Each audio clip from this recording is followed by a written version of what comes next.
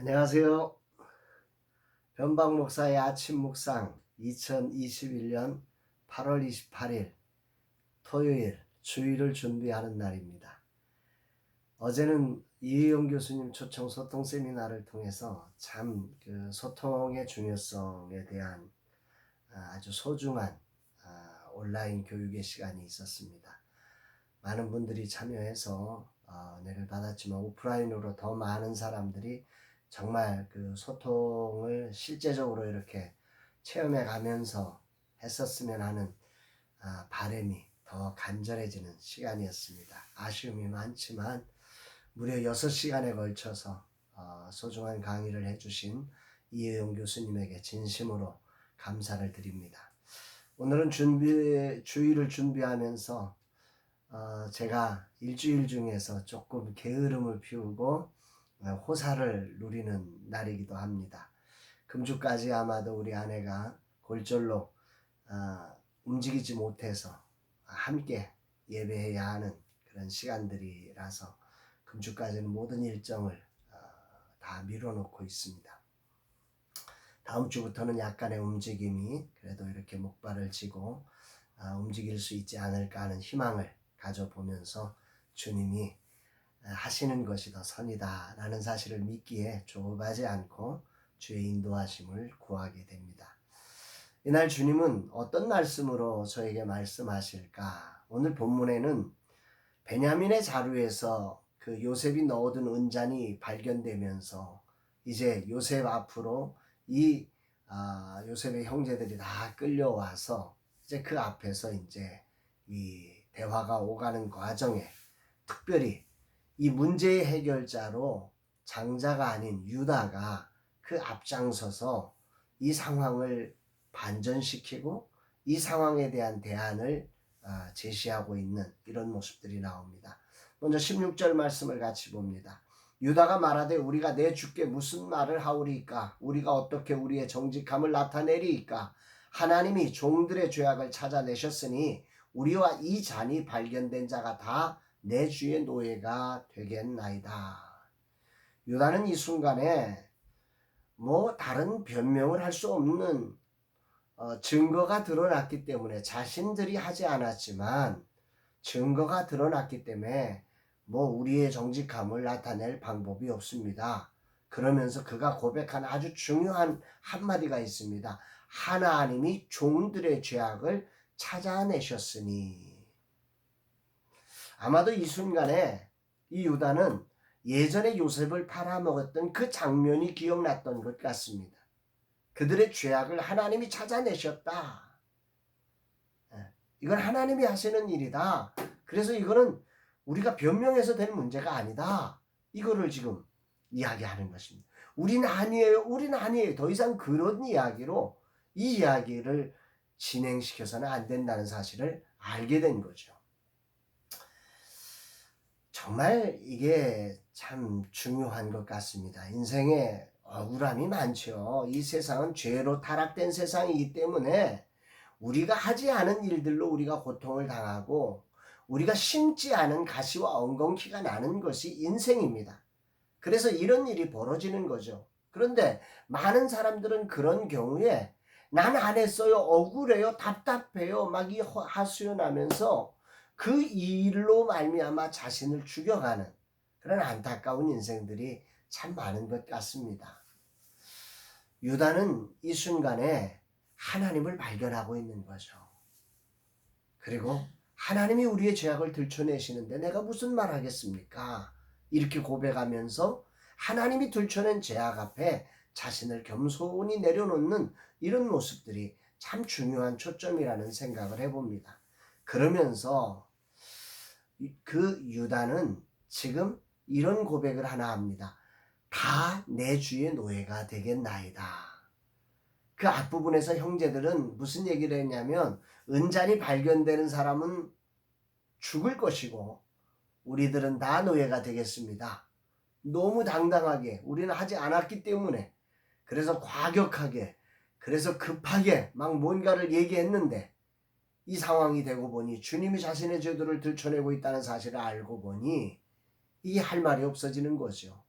그래서 베냐민은 죽일 수가 없고, 그래서 죽이겠다고 하는 말은 숨기고 이제 우리가 다 노예가 되겠습니다. 종이 되겠습니다. 이런 고백을 하는 것입니다.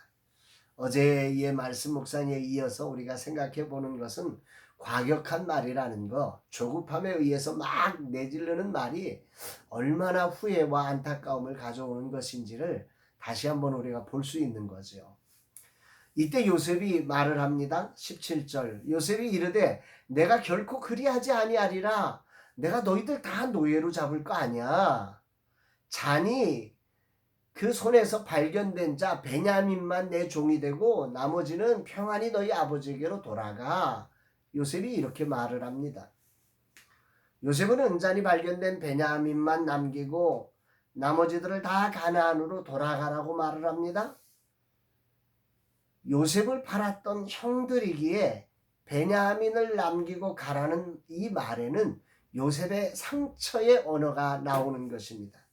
베냐민을 두고 떠나라. 너희들 예전처럼 나 팔아버릴 때처럼 베냐민도 여기다가 버려버리고 돌아가. 뭐 그런 어떤 예전처럼 행동해. 너희들 그런 사람이잖아 하는 요셉의 상처가 담긴 언어가 여기서 나오는 거죠. 요셉은 이런 언어를 통해서 무엇을 보기를 원하는 거냐면 변화된 형제들의 마음을 보기를 원하는 거죠. 확인하고 싶은 거죠. 그래서 이렇게 말을 하는 것입니다. 이때 유다가 일어나서, 유다가 장자가 아니거든요. 그런데 유다가 일어나서 이 요셉의 상처를 어루만지며 형제들의 마음을 대변해서 말하기 시작합니다. 이게 18절부터 오늘 본문 34절까지에 걸친 긴 아주 유명한, 정말 히브리 문학의 정수라고 할 만큼 아주 유명한 걸작의 문장이 나옵니다. 먼저 18절 말씀을 보겠습니다.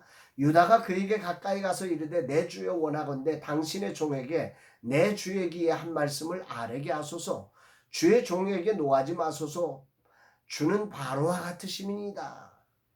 무슨 말이에요? 당신은 총리지만 바로 왕과 같은 바로가 곧 당신입니다. 이렇게 그의 높으심을 찬양하면서 우리의 이야기에 노하지 말고 한번 들어달라는 거죠. 이 유다는 지금 우리 결백해요. 이 얘기를 하려고 지금 노하지 말라고 하는 게 아닙니다. 그런 이야기를 한다면 그건 노할 수밖에 없는 상황인 거죠. 유다는 다음의 이야기를 진행을 하고 있습니다. 아주 유명한 구절인데 이걸 다 말씀드릴 수는 없고 그 중에 백미와 같은 구절이 29절부터 31절까지 말씀인데요. 같이 한번 읽어봅니다. 너희가 이 아이도 내게서 데려가려 하니 만일 재해가 그 몸에 미치면 나의 흰머리를 슬퍼하며 수올로 내려가게 하리라 하니, 이게 야곱, 그러니까 베냐민의 아버지 야곱이 베냐민을 데려갈 때 베냐민에게 문제가 생긴다면 나는 수올로 들어가서 그러니까 지옥에 들어가서 슬퍼할 거다. 뭐 이런 이야기를 한 거죠.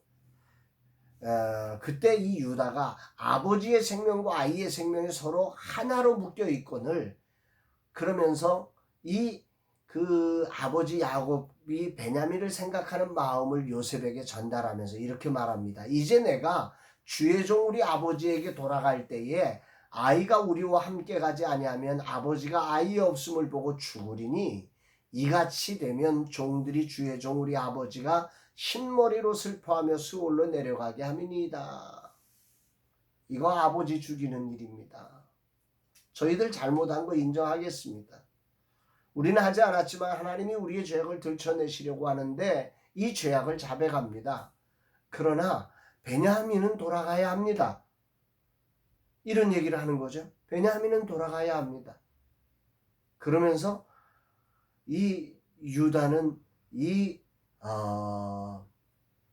베냐민을 대신해서 자기가 그 자리로 들어갈 결심을 하면서 이 요셉에게, 이 총리에게 이 베냐민이 돌아가야 할 이유를 지금 아주 간곡하게 부탁을 하고 있는 것입니다.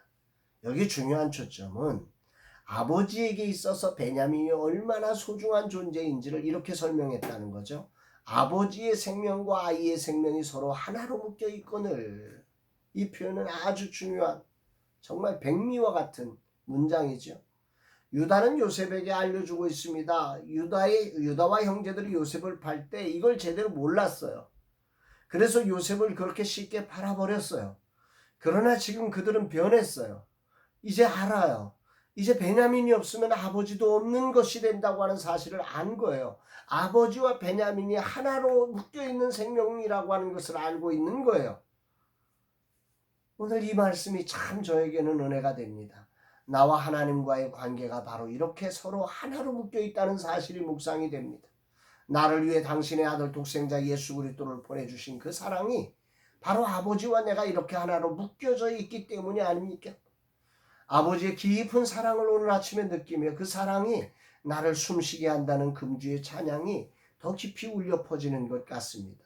주 사랑이 나를 숨쉬게 해 세상 그 어떤 어려움 속에도 이 찬양의 가사가 정말 그 주님의 사랑이 우리를 숨쉬게 하는 거죠. 아버지와 아들이 생명으로 엮여져 있는 베냐민을 놓을 수 없는 아버지. 이것을 깨달은 유다는 베냐민과 자신을 또 하나로 묶어내며 그와 함께 있겠다고 지금 외치는 것입니다. 그러면서 자신이 아버지 야곱에게 한 약속을 지키기 위해 담대하게 이제 다음의 이야기를 진행을 합니다. 32절로 33절입니다. 주의 종이 내 아버지에게 아이를 담보하기를 내가 이를 아버지께로 데리고 돌아오지 아니하면 영영이 아버지께 죄짐을 지리이다 하였사오니 이제 주의 종으로 그 아이를 대신하여 머물러 있어 내 주의 종이 되게 하시고 그 아이는 그의 형제들과 함께 올려 보내소서. 그 아이가 나와 함께 가지 아니하면 내가 어찌 내 아버지에게로 올라갈 수 있으리이까. 두렵건대 제 해가 내 아버지에게 미침을 보리이다. 유다는 여기서 아버지와 베냐민이 생명으로 묶여져 있는 현실을 인정하면서 그 베냐민만 남기고 형제들은 돌아가라는 요셉에게 이제 대안을 제시하고 있는 것입니다. 우리를 다 있게 하든지 아니면 한 사람만 남는다면 내가 베냐민을 위해 대신 남겠습니다. 이 고백을 하고 있는 것입니다. 나는 아버지에게 약속했습니다. 베냐민을 대신해서 내 두 아들을 베냐민이 안 오면 내 두 아들을 죽일 만큼 내가 베냐민을 반드시 돌아오겠다고 약속했으니 그 약속을 지켜내기 위해서 이 유다는 지금 이 고백을 하고 있는 것입니다. 아버지를 향한 사랑과 베냐민을 지켜내기 위한 유다의 이런 고백, 이 고백은 상처로 얼룩졌던 요셉의 가슴을 치료하는 최고의 명약이 되는 것입니다. 진정한 사랑은 이 세상의 상처를 치료하는 것은 사실 사랑입니다. 사랑 외에 다른 것으로 치료가 일어나지 않습니다. 오늘 아침 아버지와 베냐민이 서로 하나로 묶여 있음을 깨달은 유다, 거기에 그 아버지를 사랑하기에, 그 아버지를 죽일 수 없기에, 아니 아버지의 사랑이 자기들에게 얼마나 끔찍하다는 사실을 알기에 베냐민을 위해 자신의 생명을 바꾸는 유다의 헌신이 오늘 등장하고 있는 것입니다. 헌신은 그냥 나오는 게 아닙니다. 사랑을 깨달은 자만이 헌신할 수 있는 것입니다. 사랑을 아는 자만이 헌신할 수 있는 거죠. 지금 이것은 토론하는 자리에서 외친 말이 결코 아니죠. 은잔을 훔치고 현장에서 잡혀 애굽의 총리 요셉의 종이 될 처지에서 외치는 말입니다. 아버지를 향한 뜨거운 사랑이 아니고는 도저히 나올 수 없는 고백입니다. 그는 떠나기 전에 아버지에게 했던 고백을 생각하며 자신의 두 아들의 생명을 담보로 베냐민을 데려왔기에 이렇게 외치고 있는 것입니다. 오늘 아침 진정한 사랑은 책임이라는 사실을 묵상해 봅니다. 이 순간 아버지를 향한 사랑은 베냐민을 아버지에게 돌려보내기 위해 그를 위해 책임지는 것이었습니다. 이 일에 모두가 주저하는 때 유다는 일어나서 이렇게 책임을 진 것입니다. 사랑은 책임을 지는 것입니다. 사랑은 부드러운 아이스크림이 아닙니다. 그것은 책임을 지는 사랑의 기초 위에 되어주는 장식과 같은 것일 뿐 책임지는 사랑이 동반되지 않는 사랑은 가짜입니다. 하나님은 우리를 향한 사랑의 책임을 지기 위해 우리가 죄인 되었을 때에 조차 우리를 위해 당신의 아들을 보내주셨음을 성경은 말씀하고 있습니다. 로마서 5장 8절 우리가 아직 죄인 되었을 때에 그리스도께서 우리를 위하여 죽으심으로 하나님께서 우리에게 대한 자기의 사랑을 확증하셨느니라. 아멘이지요. 우리를 책임지는 사랑으로 사랑하신 하나님의 큰 사랑을 묵상하며 오늘이란 시간 하나님의 자녀로서 이런 사랑을 실천하는 날 되기를 소망합니다. 지금 아내가 부상당해 있어 이런 책임지는 사랑이 필요한 때입니다. 주여 나로 이 사랑을 실천케 하옵소서. 아울러 지금 작은 교회와 젊은 세대 사역자들이 코로나의 강도를 당해 심각한 부상 중에 있습니다. 이들을 위해 책임지는 사랑으로 달려가는 종이 되기를 간절히 기도합니다. 주님 이 종을 사용하소서. 이들을 불쌍히 여기소서. 이들을 버려두지 마시고 작은 교회와 젊은 세대 사역자들의 비빌 언덕과 플랫폼이 되어 이들을 부흥의 세대로 일으키게 하옵소서. 이런 고백을 하는 날입니다. 사랑하는 여러분, 여러분들의 오늘 하루가 이 사랑의 실천이 있고 사랑으로 요셉과 같은 사람을 치료하며 하나님의 꿈을 이루어가는 복된 날 되기를 주의 이름으로 축복합니다. 사랑합니다, 여러분.